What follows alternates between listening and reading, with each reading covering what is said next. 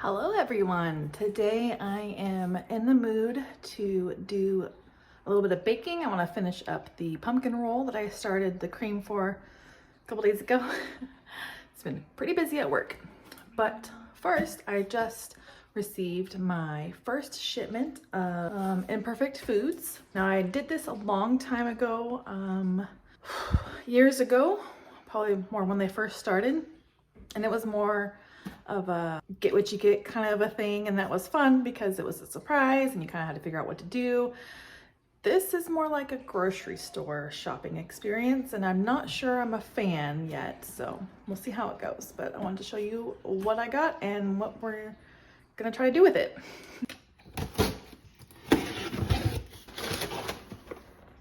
Got some butter lettuce. It's like Christmas in here. Oh, got some free snacks. Interesting. Some nice shallots. One lonely little zucchini. Looking pears. Some apples, because I always love apples. Greek yogurt. Some bacon. Cucumber yogurt dip. And nice white cheddar cheese. So I have to say, for what I paid for that, I feel like, you know, when you go to the grocery store and you're like, how did that equal that amount? That's kind of how I feel right now. Oh well. Okay, I was trying to find something healthy to taste the tzatziki dip with, but all I was able to find were these carrots that are trying to grow. Like, these are baby carrots. They're sprouting and trying to grow inside of my fridge. I've had that happen with regular full-size carrots, but not ones that have been chopped up into little baby carrots. Weird. But hey, let's give it a shot. I've got some pita chips. It's tasty. Here's the yogurt. Nice and thick. It's got the tang. All right, and then this white cheddar cheese. Flavor's pretty good. Some hard little bits in it. The apple tastes like an apple, so that's good. I might be 4 years old, but I do love apples and cheese. Great combination. Let's try these seaweed things.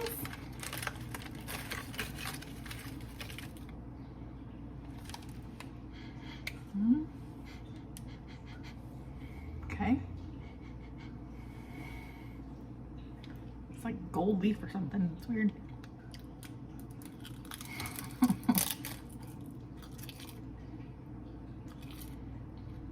No, it does say to snack on it. Okay.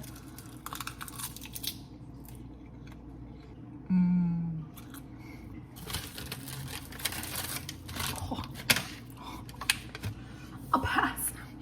Ugh. Next up is the Yes Bar dark chocolate, loaded with nuts, dark chocolate, seeds, spices.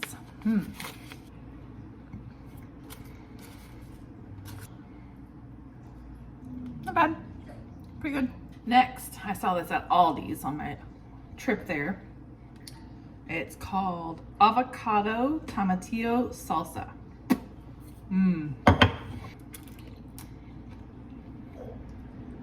Let's get a chunk. Some chunk on there.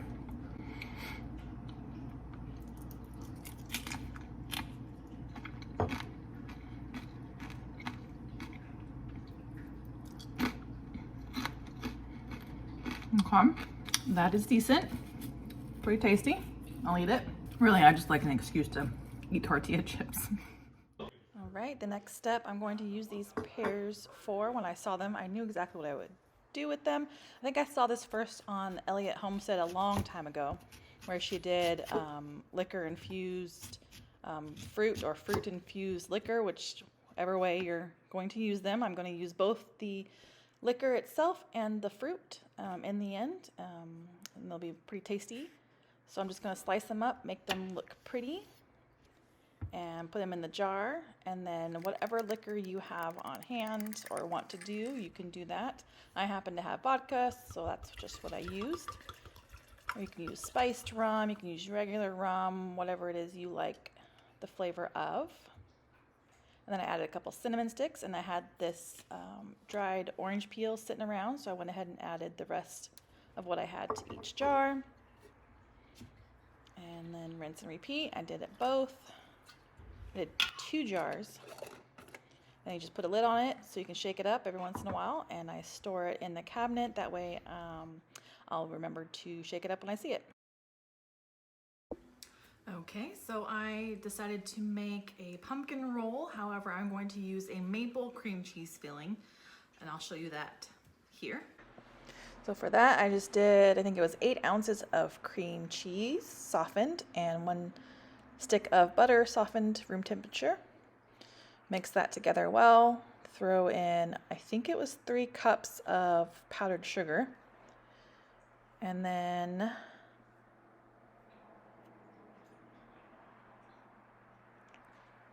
couple tablespoons of maple syrup, splash of vanilla. And I ended up actually going back and adding more maple syrup because I didn't feel like it had quite enough flavor for me. Mix that all together, and then I refrigerated it until I was ready to use it. And then I'm going to do the traditional pumpkin roll for it instead. And this recipe is from Tastes Better from Scratch. I'll link that down below. And so my first step, I already have the cream cheese made and it's in the fridge, has been for a little bit. I have the homemade pumpkin that I showed you that I did up already in the fridge as well. And so let's just get our apron, our ingredients, and we will get ready.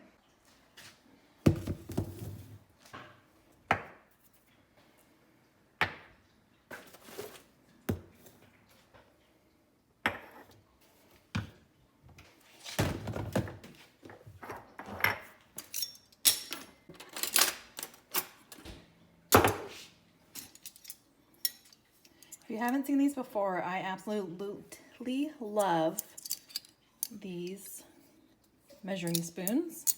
They have one end that's normal, one end that's a little oblong, and they fit really well inside of a normal spice jar.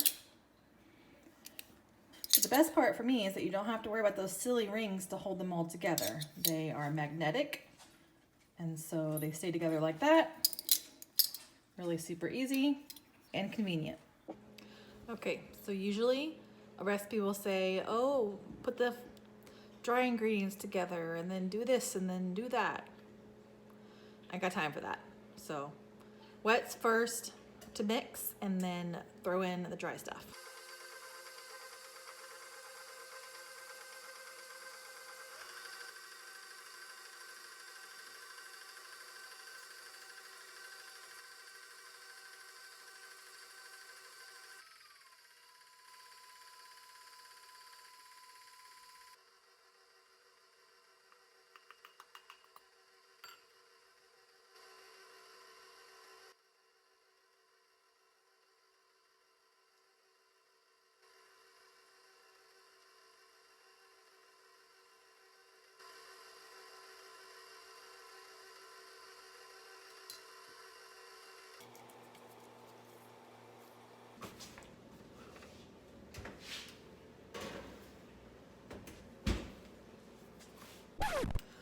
Okay, so have you ever had a moment in the kitchen where you meant to do something with an ingredient and then when it came time you completely forgot and did something else? That may have just happened. I am actually wanting to make whoopie cakes. Is that what they're called? Pumpkin whoopie pies with the maple cream cheese filling. So I guess I'm making a pumpkin spice cake and whoopie cream pies. Oh darn, we have extra desserts around here. Boo. So for the whoopie pies, I actually wanted a bit of a finer texture, just like canned puree. And so I went ahead and used my immersion blender to make it a bit more smooth.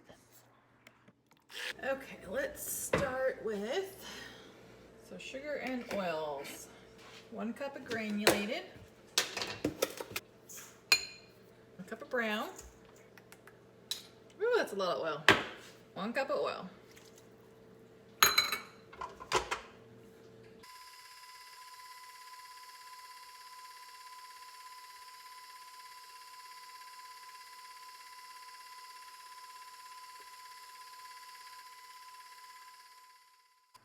So here I am mixing together an egg substitute because I ran out of eggs using it in the previous recipe, which was going to be my only recipe.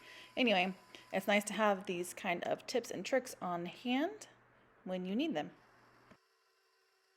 So previously I just dumped everything in as it was mixing, but if you're not comfortable with that, but you also don't want to make a big old mess in a new container, just dump out some of the flour in the measuring cup and add the spices to it, mix it up, and then throw that into the mixture as it's mixing up, and then continue with the flour amount. All right, let's check on our cake.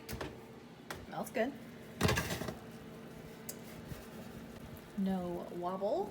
All right, we use a toothpick or a knife, whatever you got, to check the center. It comes out clean, it's done. So we're going to take that out and let it cool. All right, the recipe says a 1.5 to 2 tablespoon capacity scoop. I've got here seems rather small, like pretty small, but we'll see. Then again, I just made monster cookies not too long ago, and I used the ginormous ice cream scoop, so that could be it. This is the size I normally use when I'm making chocolate chip cookies or something like that anyway, so. Tastes good. 10 minutes. Time to clean up. So one thing I look out for now that I have been in the kitchen for a long time in my life, not just today, is to get measuring spoons and measuring cups that have the measurements and the name or whatever engraved in it. So you can see that it's not just printed on it. You go and get something like this, and that used to have a number on it, and it has since worn off and washed off. So, pro tip, get measuring cups, measuring spoons where it's stamped into it. That way it's not gonna wash away, because that is really annoying. I keep a little scoop in there. I repurposed it from like a protein powder or something. And then I also am just keeping those in there. That's what they're for. That's where they get put back. I know that's a tablespoon, and I don't have to worry about a mismatched set.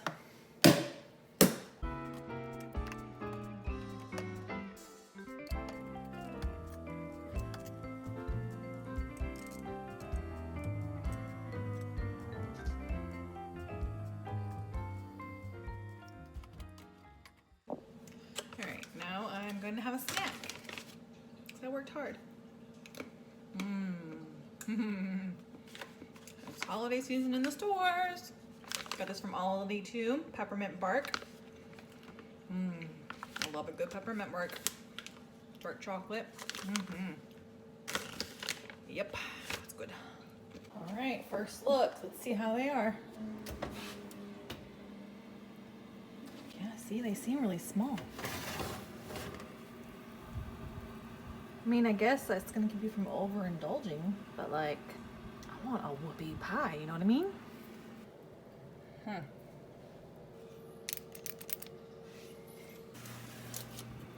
Oh yeah.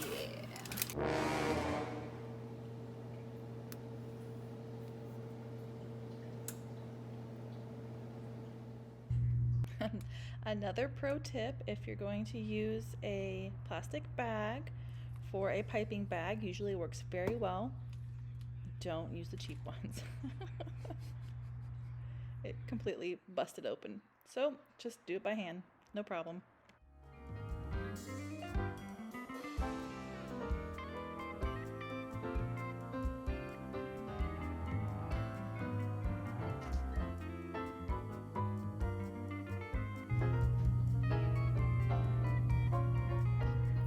So next time I do these, I will make a note on the recipe to flatten them out a little bit so they're not quite so thick when you're trying to eat them. I think that would be a lot more enjoyable.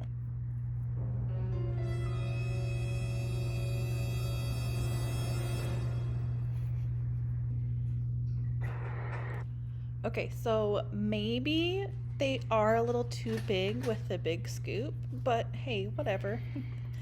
It was still enjoyable, a little difficult to eat because they're so thick, but it was very tasty. Now keep in mind that these are cookies that need to be kept in the refrigerator. Great with a glass of milk though, and they do get a little bit softer and kind of sticky on the top a bit, so make sure you package them in single layers when you put them in the fridge. And these big ones are to be enjoyed by 2 people, most likely. It's quite a bit. They are pretty rich. Yeah, that was a lot of fun. Thank you for hanging out with me in my kitchen today. I truly appreciate it, and I look forward to the next video. Bye.